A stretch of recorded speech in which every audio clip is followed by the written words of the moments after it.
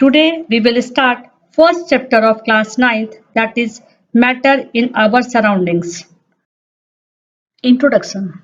As we look at our surroundings, we see a large variety of things with different shapes, sizes and textures. Everything in this universe is made up of material which scientists have named matter.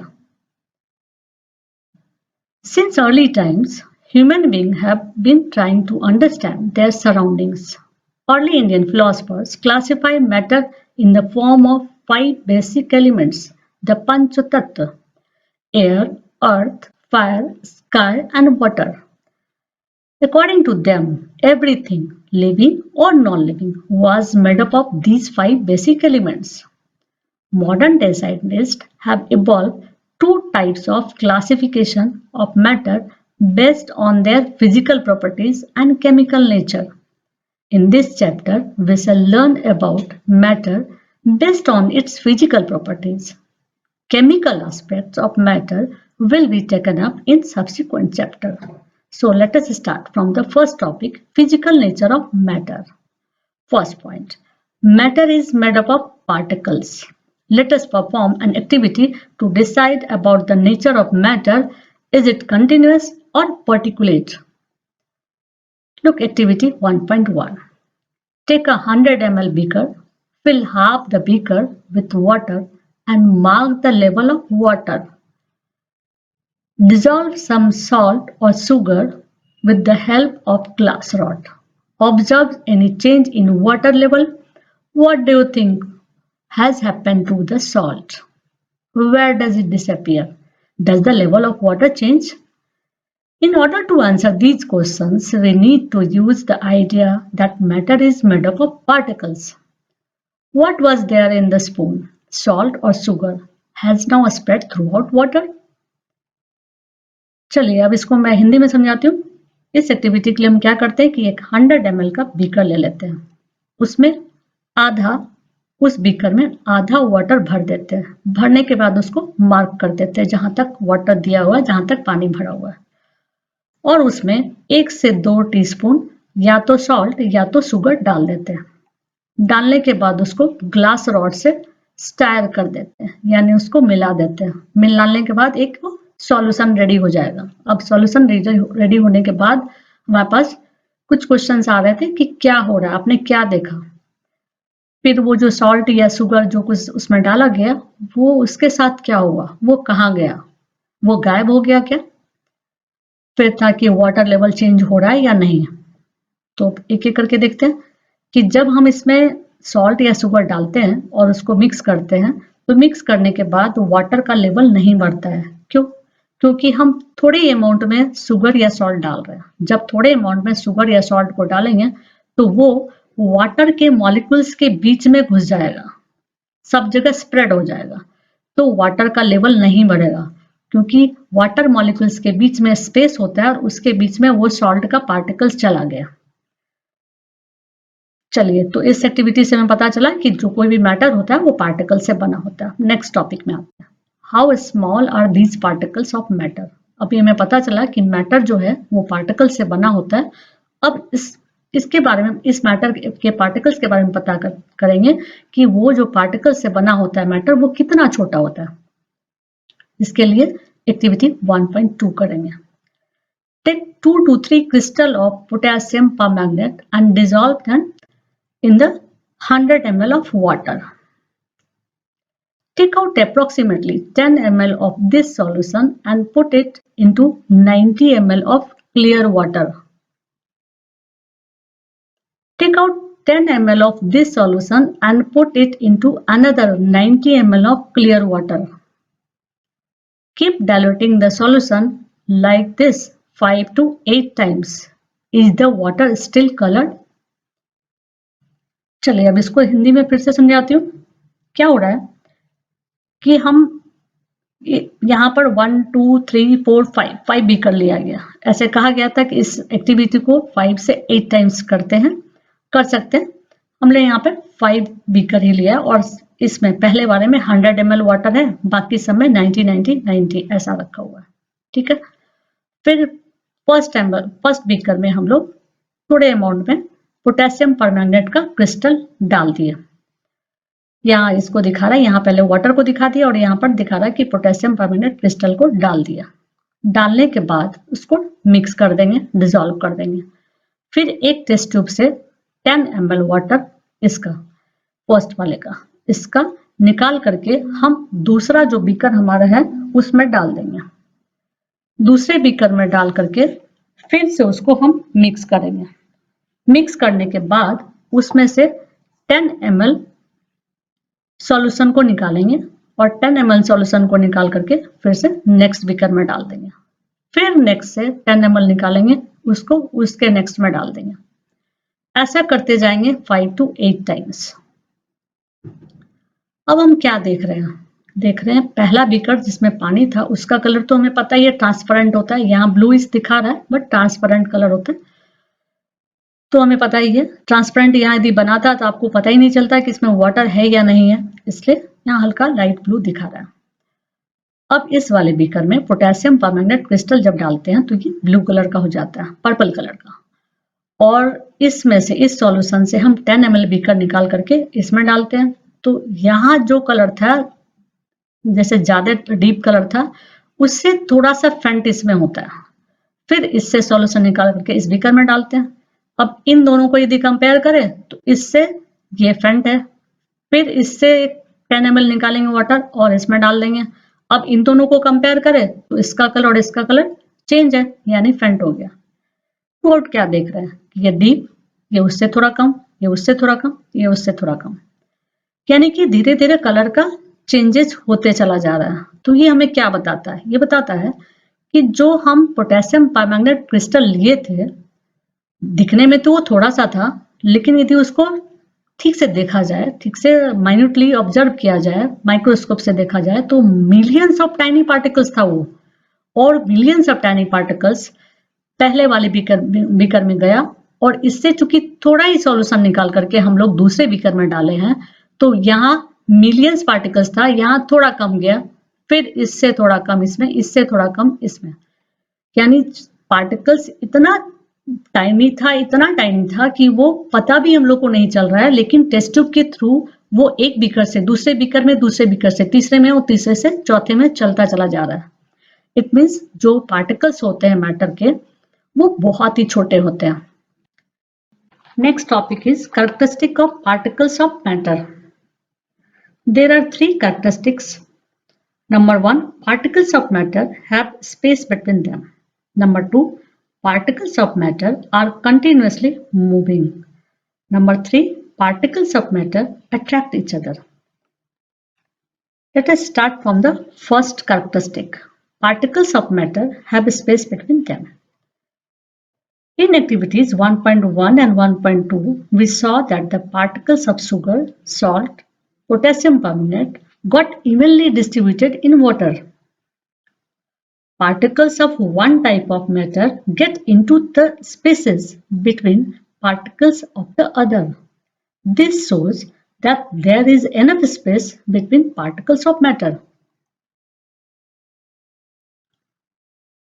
Second characteristic.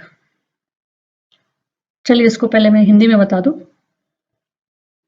First characteristic इसका था particles of matter have space between them. कह रहा है कि particles of matter जो होते हैं उसके बीच में स्पेस होते हैं।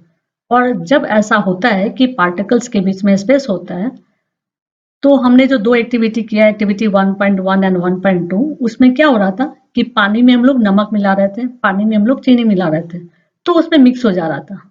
तो वो इसी वजह से, इसी कैरेक्टरिस्टिक की वजह से वो मिक्स हो जा रहा था, क्योंकि पार्टिकल्स ऑफ मैटर के बीच में स्पेस होता है। यानी जो वाटर था, वाटर के मॉलिक्यूल्स के बीच में स्पेस था, वहां भी मैंने बताया था स्पेस था, जिसकी वजह से सॉल्ट का जो पार्टिकल्स था वो उसके अंदर घुस गया, उसके अंदर जाकर के मिक्स हो गया। अब आते हैं हम लोग सेकेंड कैरेक्टरिस्टिक में। Particles of matter are continuously moving. इसमें क्या बताना चाह रहा है? कह रहा है कि पार्टिकल्स ऑफ मैटर जो है वो कंटिन्यूअसली मूव करते रहता है। इसको समझने के लिए इस चैप्टर में 3 एक्टिविटीज हैं। तो स्टार्ट करते हैं हम लोग एक्टिविटी 1.3 से। Put an unlit incense sticks in a corner of your class. How close do you have to go near it so as to get its smell? Now, light the incense stick. What happens? Do you get the smell sitting at the distance? Record your observation. इस activity में क्या बताया? कह रहा है एक अगरबत्ती का स्टिक ले लो और उसको क्लास के कॉर्नर में रख दो। रखने के बाद देख लो कि जहां से इतनी दूरी पे बैठ जाओ जहां उस अगरबत्ती का जो सेंट है वो आप तक नहीं आया। फिर क्या करना है? उसको उस अगरबत्ती को जला देना है। जलाने के बाद फिर आप क्या ऑब्जर्व कर रहे हो? जब जला देते हो आप दूर में पहले बैठ गए रख करके, फिर जा करके उसको जला दिए और फिर से दूर में आकर के बैठ गए, तो आप क्या ऑब्जर्व कर रहे हैं? चलिए अब एक्टिविटी ऑब्जर्वेशन सबका एक साथ ही बोलेंगे, तीनों एक्टिविटी का कि क्या हो रहा है। ऑब्वियसली क्या होगा? जो कैरेक्टरिस्टिक हमने पहले पढ़ा कि particles of matter are continuously moving, वही होगा। सबका कंक्लूजन सेम होने वाला, लेकिन हम लोग एक एक करके एक्टिविटी पहले देख लेते हैं। Activity 1.4, take 2 glasses or beakers filled with water. Put a drop of blue or red ink slowly and carefully along the sides of the first beaker, and honey in the same way in the second beaker. Leave them undisturbed in your house or in a corner in the class. Record your observation. What do you observe immediately after adding the ink drop? What do you observe immediately after adding the drop of honey? How many hours or day does it take for the color of ink to spread evenly throughout the water? इन हिंदी, इस activity में क्या करना है हमें कि दो या तो ग्लास ले लेना है या तो बीकर्स ले लेना है। 2 ग्लास या 2 बीकर, दोनों में से कुछ भी चलेगा। उसको पानी से भर देना है।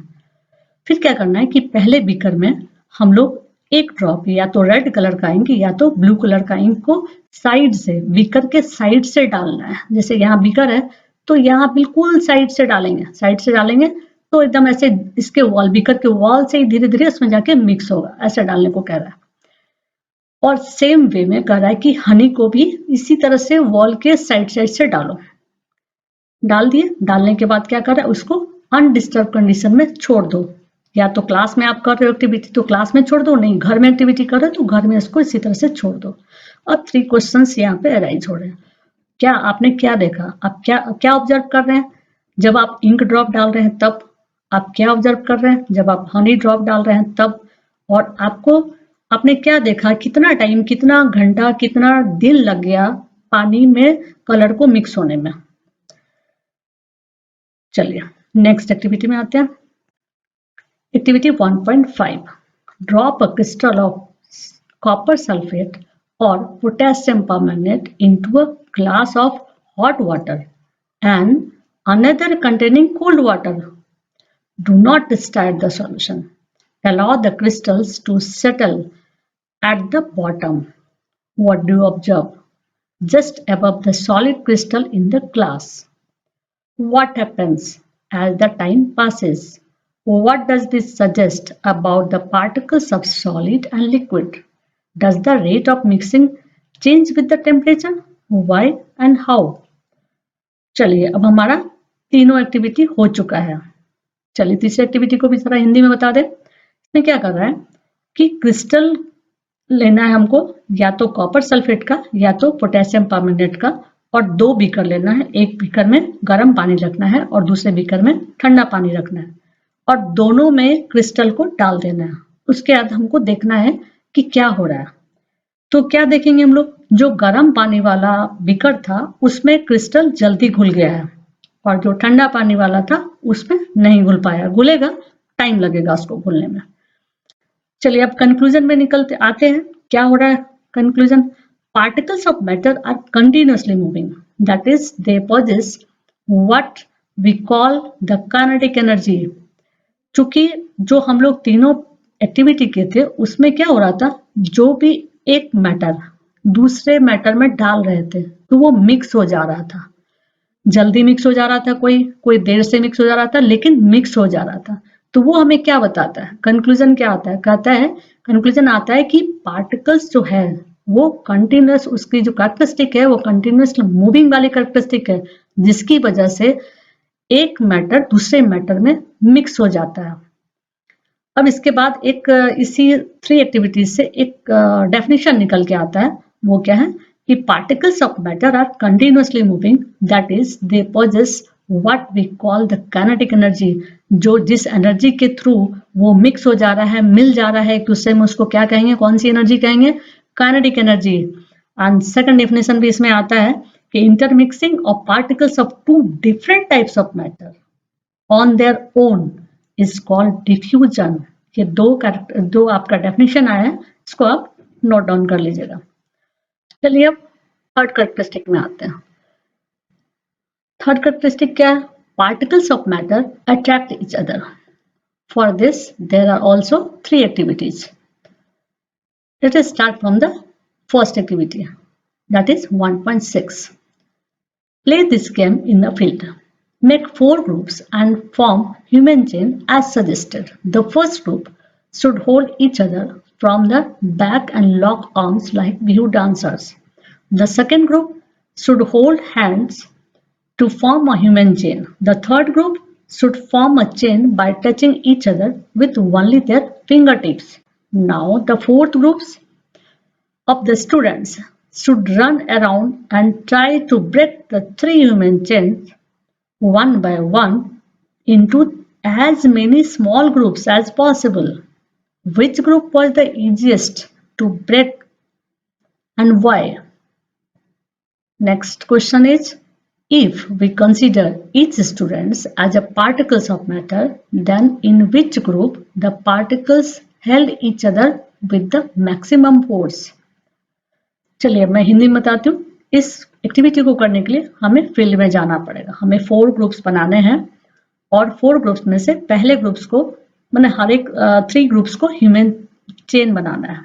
फर्स्ट ग्रुप के लिए हम लोग कहते हैं कि जैसे बिहू डांसर का पोज होता है उस तरह का ग्रुप बनाना है, जैसे यहाँ देख रहे हो फिगर में। सेकेंड ग्रुप के लिए क्या करना है, सेकेंड ग्रुप इस तरह से अपने एक दूसरे के आर्म को लॉक नहीं करना है, इसमें सिंपली एक फ्रेंड दूसरे फ्रेंड को हाथ को पकड़ लेगा, दूसरा फ्रेंड तीसरे फ्रेंड के हाथ को पकड़ लेगा, ऐसे एक चेन बना लेगा। तीसरा ग्रुप कैसे बनेगा, सिर्फ एक फ्रेंड के फिंगर को दूसरा फ्रेंड फिंगर से टच करेगा, दूसरे फ्रेंड के फिंगर को तीसरा फ्रेंड फिंगर से टच करेगा। इस तरह से ह्यूमन चेन बनाना है। एंड फोर्थ ग्रुप का क्या काम है, फोर्थ ग्रुप को तीनों ग्रुप के अराउंड में घूम घूम करके उसको ब्रेक करने की कोशिश करनी है। ठीक है, अब क्वेश्चन क्या आया था, क्वेश्चन आया था which group was the easiest to break, कौन से ग्रुप को आसानी होगा तोड़ने में, आसानी से तोड़ सकता है, तो कौन सा ग्रुप तोड़ सकता है बताइए, आप लोग पहले बताइए फिर मैं बताती हूँ। यस, कौन सा ग्रुप, थर्ड वाला ग्रुप, राइट, थर्ड वाले ग्रुप को। क्यों, क्योंकि वो जो वहां जो फ्रेंड्स का ग्रुप था उसमें क्या कर रहा था, एक दूसरे के फिंगर को जस्ट टच किए हुए था, यानी एक दूसरे को अट्रैक्ट नहीं किए हुए था, सिर्फ टच किए हुए था, इसलिए उसको आसानी से तोड़ सकता है। तो ये दोनों आंसर हो गया, व्हाई एंड विच। अब आते हैं नेक्स्ट क्वेश्चन में के आंसर में। इसमें कह रहा था कि किस ग्रुप को तोड़ने के लिए ज्यादा फोर्स की जरूरत है, तो फर्स्ट वाले ग्रुप को तोड़ने के लिए ज्यादा फोर्स की जरूरत है। क्यों, क्योंकि वहां क्या कर रहा है कि एक दूसरे के आर्म में आर्म डाल करके उसको लॉक कर दे रहा है, जैसे बिहू डांसर होते हैं उस तरह से, इसलिए उसको तोड़ने में ज्यादा फोर्स की जरूरत पड़ेगी हमें। अब आते हैं एक्टिविटी 1.7 में। Take an iron nail, a piece of chalk and rubber band, try breaking them by hammering, cutting or stretching. In which of the above 3 substances do you think the particles are held together with greater force?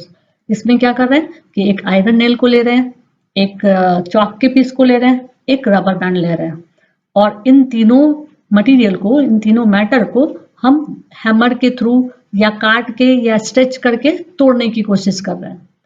तो अब फिर पूछा question आ रहा है कि कौन से material को तोड़ने के लिए ज्यादा फोर्स की जरूरत पड़ेगी, तो ऑब्वियसली हमें आयरन नेल को तोड़ने में ज्यादा फोर्स की जरूरत पड़ेगी। क्यों, क्योंकि उसके जो पार्टिकल्स हैं, छोटे छोटे पार्टिकल्स हैं, वो आपस में बहुत ज्यादा फोर्स से एक दूसरे को अट्रैक्ट किए हुए हैं, तो बहुत ज्यादा फोर्स से एक दूसरे को अट्रैक्ट किए रहेंगे, तो उसको उस फोर्स को तोड़ने के लिए हमें ज्यादा मैक्सिमम फोर्स की जरूरत पड़ेगी। अब आते हैं हम लोग एक्टिविटी 1.8 में। 1.8, open a water tap, try breaking the stream of water with your fingers.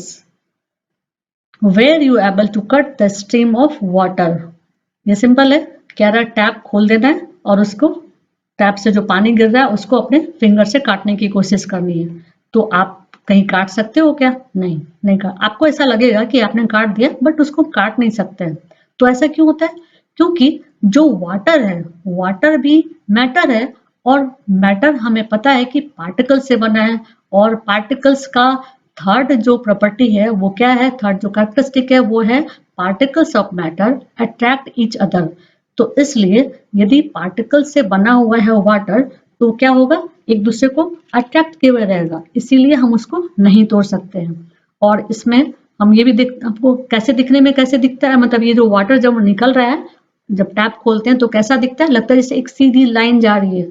तो सीधी लाइन जाने का मतलब ये है कि सारे के सारे पार्टिकल्स एक दूसरे को अट्रैक्ट किए हुए हैं और छोड़ नहीं रहे हैं, इसीलिए वो इधर उधर नहीं जा रहा है, स्ट्रेट लाइन में जा रहा है। चलिए, अब आज के क्लास के लिए इतना ही काफी है। See you in the next class.